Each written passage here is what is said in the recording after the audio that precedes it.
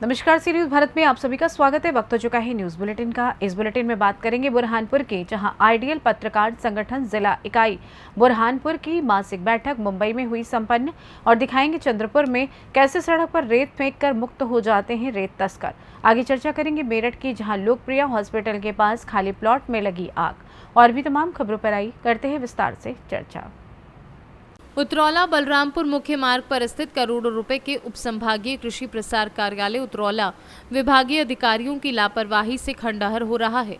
कार्यालय भवन की दयनीय हालत को देखते हुए विभाग ने किसी अधिकारी की तैनाती नहीं कर रखी है। तहसील क्षेत्र के किसानों को आधुनिक खेती में प्रशिक्षित करने के लिए शासन ने तहसील उतरौला स्तर पर उपसंभागीय कृषि कार्यालय स्थापित किया। कार्यालय खुलने के बाद उतरौला तहसील क्षेत्र के चारों विकास खंड उतरौला, श्रीदत्तगंज, रेहरा बाजार व गैडास बुजुर्ग के किसानों को प्रशिक्षित किया जाता रहा।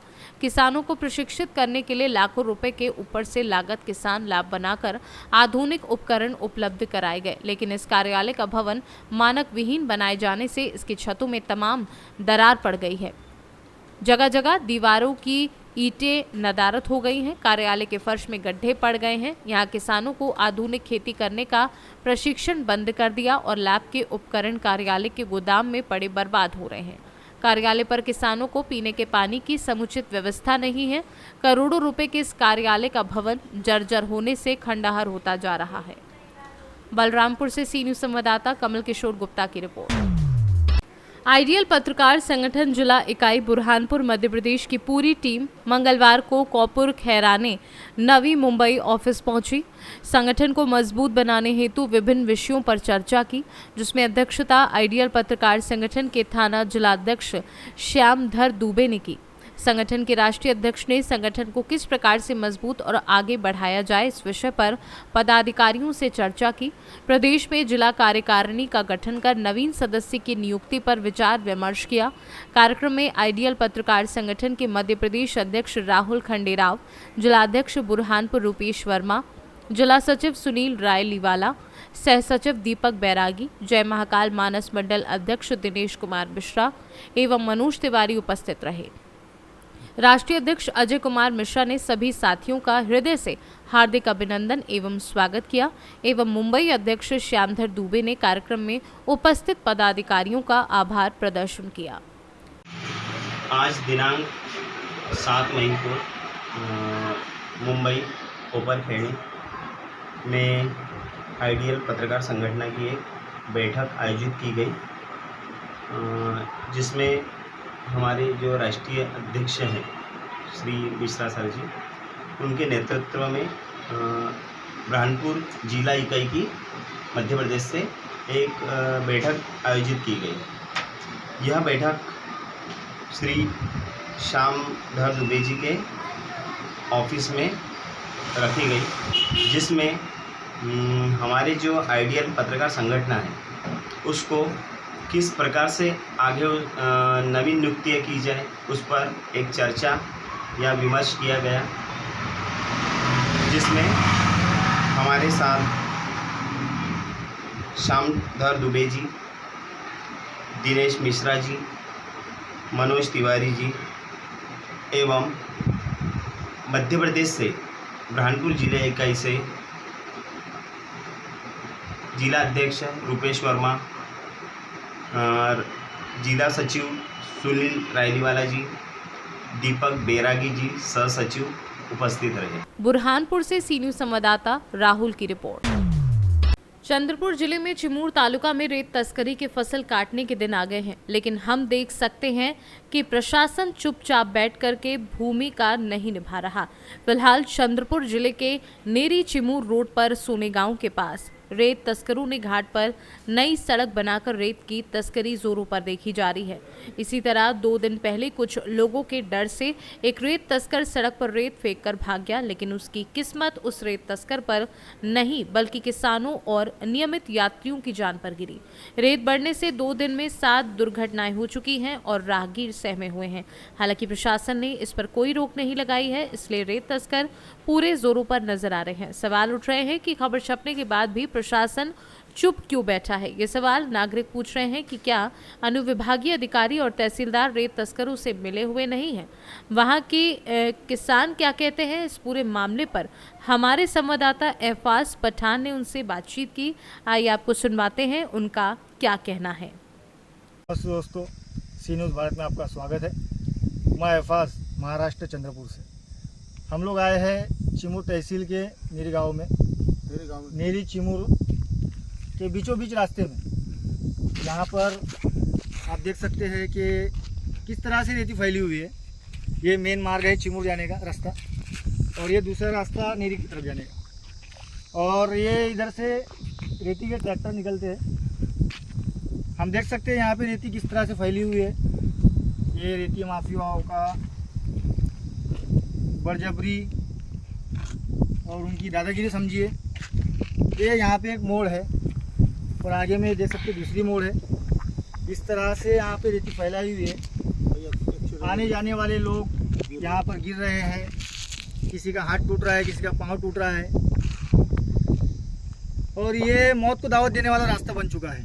इस रास्ते का काम अभी हुआ है, लेकिन ये रास्ता जाने आने वालों के सलामती के लिए है या उनके हाथ पांव तोड़ने के लिए है, ये समझ में नहीं आ रहा है। इसे रेती माफियाओं की दादागिरी, गुंडागर्दी समझी जाए या क्या समझा जाए, समझ नहीं आ रहा। ये हमारे साथ में यहाँ कुछ किसान लोग मौजूद है। यहाँ से रात को रेती माफिया निकालते हैं ट्रैक्टर, और रेती की तस्करी की जाती है। और यहाँ पर इस तरह से फैली हुई है कि आने जाने वाले लोग यहाँ पर गिर रहे हैं।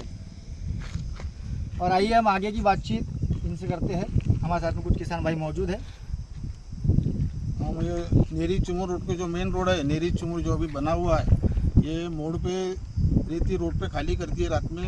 ये 4-5 दिन से रेती रोड पे पड़ी है। हमने प्रशासन को इत्तला दी है, लेकिन किसी ने ध्यान नहीं दिया। यहाँ पे एक्सीडेंट हो गए, 4-5-8-10 लोग गिरे, बेचारे गरीब आदमी। गिरने के बाद भी उनको कोई व्यवस्था नहीं, किसके पास रिपोर्ट करेंगे?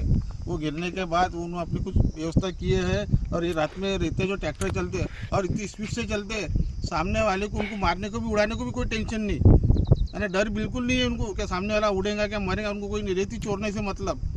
और इनके जो अधिकारी हैं उन पर पकड़ने के बाद भी उनको रास्ते पे मान नहीं रहे उनको। और इसके कारण ये रोड पे बहुत रात में जो शाम में रेती चालू हो जाती, कभी दिन में रहती, शाम में 6 बजे से जो रेता चालू हो जाते, एक के पीछे एक गाँव में से स्पीड से ट्रैक्टर जाते हैं।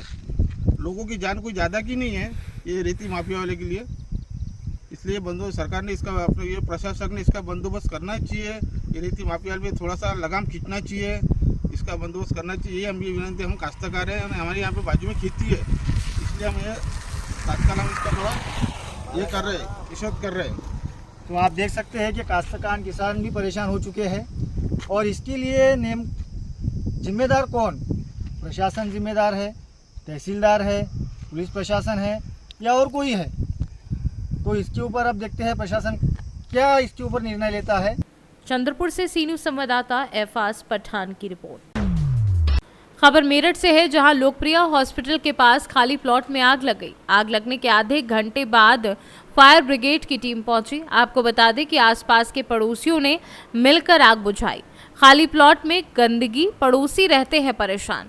वहीं प्लॉट के पास में ही बिजली के खंभे पर लगे थे मीटर और मोटे तार। कुछ समय और न देखते तो विकराल रूप धारण कर लेती आग। मेरठ से सी न्यूज़ संवाददाता आकिश प्रधान की रिपोर्ट। मेरठ में मेट्रो की खुदाई में सोना निकलने की बात कहकर महिला से लाखों रुपए की ठगी हो गई। पीड़ित महिला का आरोप है कि असली सोने की बात कहकर ठगी की गई है। सीसीटीवी कैमरे में कैद हुई ठगी करने वाले। वहीं नकली सोना देकर महिला ने युवकों का पीछा किया और रिठानी पुलिया के पास जाकर महिला से कैश लिया। थाना पुलिस से शिकायत करने पर अब तक कोई कार्यवाही नहीं हुई है। मामला टीपी नगर थाना क्षेत्र का है। वहीं एसएसपी से महिला ने शिकायत की है। क्या नाम है आपका? एसएसपी पूछो क्या मामला है? भैया मैं दयावती हूँ। छोटी सी दुकान कर रखी मैंने परचून की अपनी।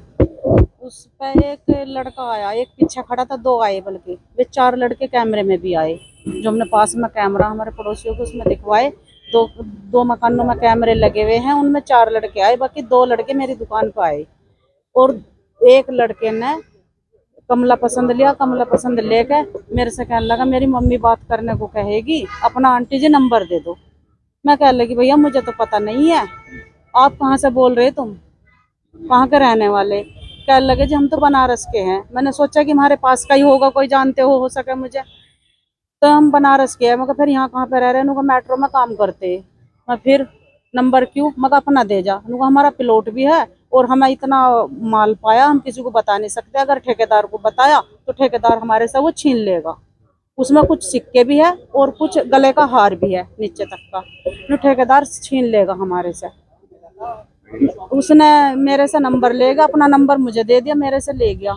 ले जाने के बाद में उसने शाम को फ़ोन करवाया, अम्मा जी मेरी मम्मी बात करने को कह रही है आपसे और बात कर लो। जैसे उस औरत ने मेरे से बात करी, मेरे से बोली अब भाई साहब से बात करा दो मेरी। मैं कहा मेरे से ही बात कर लो, क्या बात करनी है? उन्होंने कहा नहीं भाई साहब से बात करो, मुझे आपका पता नहीं, भाई साहब से बात कराओ। मैंने ठाका अपने उनके हाथ में फ़ोन दे दिया। अब उन्होंने जैसे बात करी, अब उन्हें इस तरह से फंसाए, अब बस कुछ नहीं कह सकते। हमसे 2.5 लाख रुपए ले लिए, लूट लिए। क्या क्या कर लिए? इनू कह के लिए अब हम प्लॉट बेच रहे, और यो वो दिखाया माल सा चैन सी कुछ बीज सा, उसे दे के और वो बेकार वाला सारा वो दे 2.5 लाख रुपए लूट लिया हमसे। मेरठ से सी न्यूज़ संवाददाता जावेद की रिपोर्ट। फिलहाल न्यूज़ बुलेटिन में बस इतना ही। देश दुनिया की तमाम खबरों की जानकारी के लिए बने रहिए सी न्यूज़ भारत के साथ। हर खबर आपके साथ, आपके हाथ।